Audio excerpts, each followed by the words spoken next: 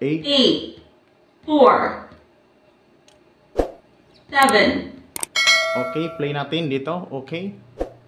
So, ayan na siya. Naka-play na tayo ng music.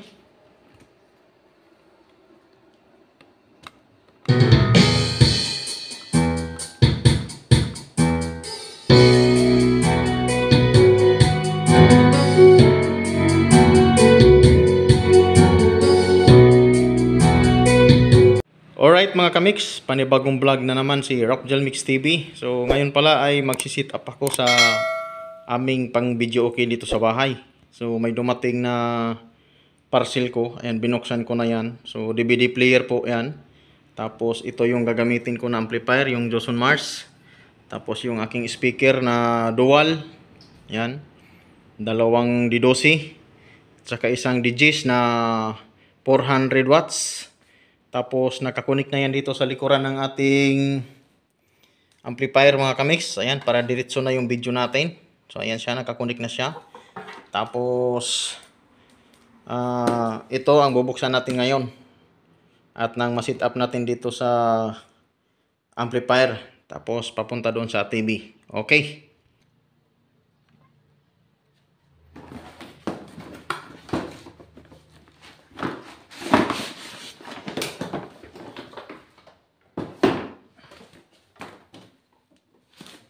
Ayan, ang ating DVD player.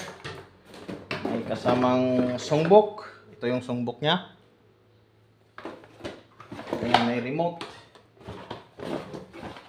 Saka kailangan natin ng jack.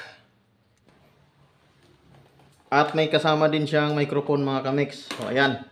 Tapos ito yung ating gagamitin na jack. Ito. Tapos ito naman yung para papunta sa TV. So i-connect na natin. At nang ma-testing na natin kung gagana ba yung ating setup. So bali mga kamix, ayan, pinawire on ko na yan. At naka-set up na yan. Tapos naka-set up na din yan doon sa TV natin. At sound check na lang yan. So ngayon ipapakita ko sa inyo yung setup ko para masundan nyo naman pag gusto nyo mag-video okay sa bahay ninyo. Kapag mayroon kayong ganito na amplifier at saka DVD. So dito tayo sa likod ng ating DVD mga kamix, DVD player. So ito siya. Ito yung ating connection. Itong kulay dilaw na jack na to, nakasaksak siya sa video output. Ito yung connection na papunta sa TV. Ayan, papunta sa TV. Nakapatay siya mga kamix, pero pag sinaksak ko to dito, ayan, pag sinaksak ko siya, ayan, mayroon na. Ayan, nakasaksak siya sa video output. Papunta doon sa TV, sa likod. May nakalagay din na video doon. Doon yun din isaksak. Tapos, ito naman yung ating jack. Ito yung papunta sa ating amplifier. So, left and right din ito mga kamix. Ayan, mayroon namang ano yan, kulay. Kulay pula at saka puti. So, ito yung papunta sa ating amplifier. So, dito siya nakasaksak. Nakalagay siya dito sa ating input. Sa ating DVD. Ayan, nakalagay siya sa DVD. Sa amplifier. So left and right din. So yung kulay pula, yan po yung right, at saka yung kulay puti, yan po yung left. At saka yung speaker speaker naman natin.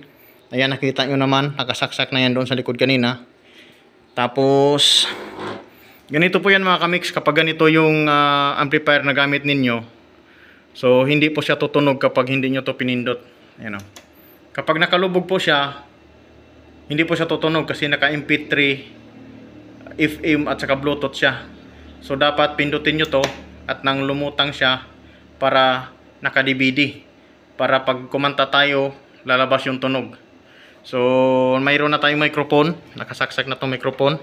So testingin natin, mag-sound check tayo. Hello. Sound check. Hey, hello. Sound check. Hey, hey, hello. Alright. O yan. Malakas yung ating boses mga kamix. Na nag-iiko tayo, nag-iiko. So dito to nakasaksak.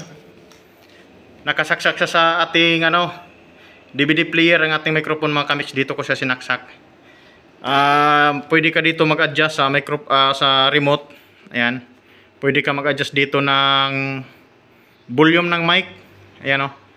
May volume ng mic kung makikita ninyo yun. Pag pinindot ko yan, ayan, lumutang yung volume ng mic.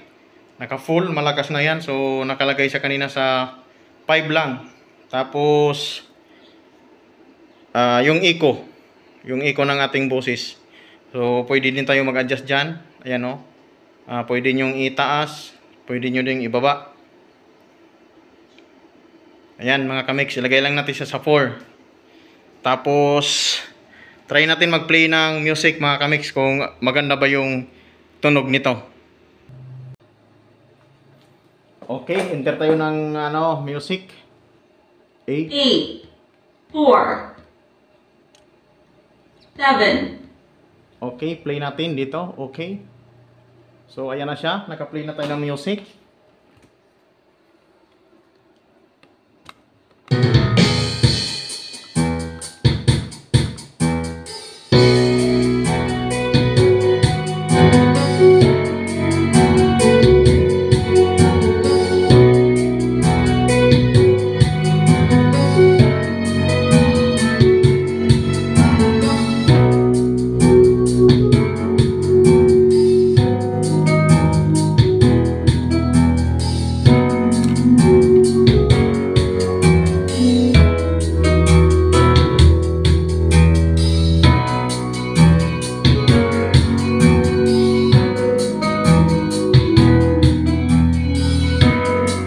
So pwede na tayo magkantahan mga kamix. Ito yung adjust ng bass. Alauna. Adjust ng ating volume ng music.